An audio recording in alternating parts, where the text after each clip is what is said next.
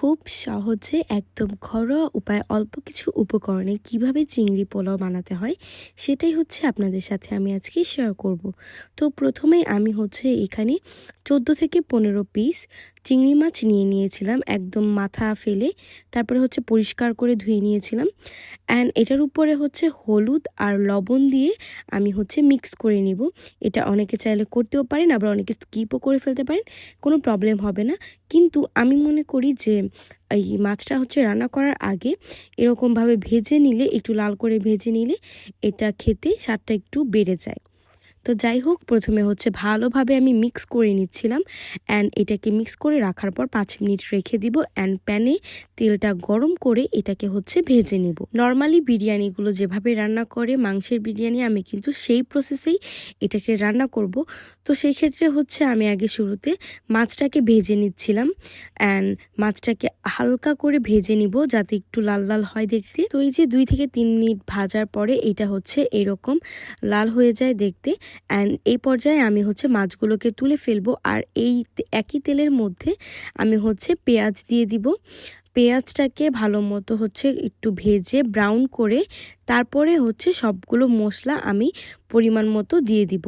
তো এটা brown colour হওয়ার জন্য হচ্ছে ওয়েট করছিলাম অ্যান্ড এটাকে ভালো মতো রান্না করছিলাম। তো এখন হচ্ছে এখানে আদা বাটা, রসুন বাটা এবং এটার পরে হচ্ছে মরিচের গুঁড়াটা দিয়ে দিয়েছিলাম। আর এখানে কিন্তু মাছের পরিমাণ অনেকের কম বেশি হতে পারে, সেই ক্ষেত্রে কিন্তু মশলাটাও কিন্তু কম বেশি মানুষ ইউজ করে থাকে। তো আপনাদের মাছের পরিমাণটা যদি কম বেশি হয় আর আপনারা যদি আমার ভিডিওটা দেখে এই একই পরিমাণে মশলাটা ইউজ করেন, টেস্টটা একদম খারাপ হয়ে যাবে। তো আমি আমার মাছের ক্ষেত্রে যেরকমভাবে নিয়েছিলাম 14 থেকে 15 পিস মাছের জন্য আমি হচ্ছে এখানে 1 চামচ করে সব কিছু দিচ্ছিলাম। আর হলুদের গুঁড়া, মরিচের গুঁড়া এগুলো 1 চামচ দিয়েছিলাম। অ্যান্ড ধনিয়ার গুঁড়া আর হচ্ছে বাকি বিরিয়ানির মশলা এগুলো হচ্ছে আমি একটু অল্প পরিমাণে দিয়েছিলাম, 1/2 চামচ করে দিয়েছিলাম। অ্যান্ড প্রথমে এখানে আমি কিন্তু এগুলো দেওয়ার পরে এখানে হচ্ছে নারিকেলের যে দুধ রয়েছে সেটাও আমি এখানে ইউজ করেছিলাম 1 কাপের মতো। অ্যান্ড সেটাকে দিয়ে আমি একটু পেঁয়াজটাকে কষানোর পর আমি হচ্ছে ঢেকে দিয়েছিলাম।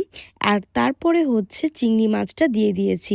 এখন চিংড়ি মাছ সহ এটাকে ভালো মতো কষিয়ে নিব। আর এর মাঝখানে কিন্তু আমি হচ্ছে দুধ দেওয়ার পর যখন পেঁয়াজটা কষিয়ে নিয়েছি তখন কিন্তু একটু পানি অ্যাড করেছিলাম যাতে নিচে লেগে না যায়। আর এটাকে ভালোভাবে হচ্ছে 2 থেকে 3 মিনিট কুক করলেই এটা রান্না হয়ে যাবে, কারণ অত বেশি টাইম লাগে না চিংড়ি মাছটা রান্না করার ক্ষেত্রে। অ্যান্ড তারপরে হচ্ছে এখন আমি পোলাওটাকে রেডি করব। আর এখানে কিন্তু আমি পোলার চালটাকে 30 মিনিট ভিজিয়ে রেখেছিলাম অ্যান্ড 15 মিনিট পানি হচ্ছে ঝরিয়ে তারপরে রেখে দিয়েছিলাম। তারপরে একটা প্যানের মধ্যে যেখানে আপনারা রান্না করবেন পোলাওটাকে, সেখানে হচ্ছে তেল দিয়ে তারপরে এই পোলার চালটাকে হচ্ছে ভেজে নিতে হবে। আর তারপরে হচ্ছে ফুটন্ত গরম পানি এখানে দিয়ে দিতে হবে। আর সেই ক্ষেত্রে কিন্তু আমি হচ্ছে চালের দ্বিগুণ পরিমাণে পানি নিয়েছিলাম। মানে আপনি যদি 2.5 কাপ চাল ইউজ করেন তাহলে কিন্তু 5 কাপের মতো পানি দিতে পারেন। অ্যান্ড আপনি যদি 3 কাপ ইউজ করেন তাহলে কিন্তু 6 কাপের মতো পানি দিতে পারেন। যেহেতু আমি চালটা আগে থেকে ভিজিয়ে রেখেছিলাম তাই পানির পরিমাণটা হচ্ছে আমি এরকম দিয়েছি। অ্যান্ড একবার হচ্ছে হাই হিটে এই পোলাওটাকে পুরো পানিটা শুকিয়ে আসার পরে আমি হচ্ছে মাছটা যে রান্না করেছিলাম সেটা হচ্ছে পোলাওতে দিয়ে দিয়েছি। অ্যান্ড এটাকে এখন ভালোভাবে মিক্স করে নিব। অ্যান্ড মিক্স করে রাখার পরে হচ্ছে এরকম সব দিক দিয়ে আটকিয়ে এটাকে আমি এখন দমে দিব 5 মিনিটের জন্য। আর মাঝখানে কিন্তু আর খুলবেন না।